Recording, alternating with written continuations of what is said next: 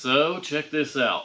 On the lift here is the KLR250, obviously made by Kawasaki.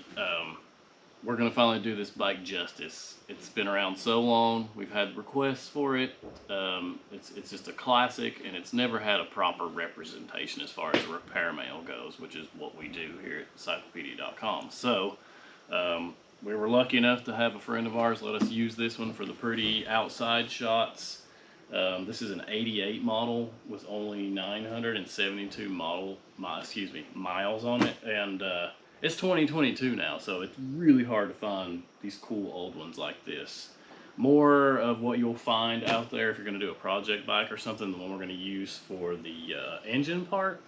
This bike over here is about 10 years newer, and you can see the condition it's in. And not only is it missing a lot and in really rough condition, the engine is locked solid too, so we'll get into that and see what's going on with it, see if it's salvageable while we do our repair mail production. But we are going to produce a manual. It's going to take a while, obviously, and in the meantime, the rest of this video will be some KLR250 eye candy, so enjoy that.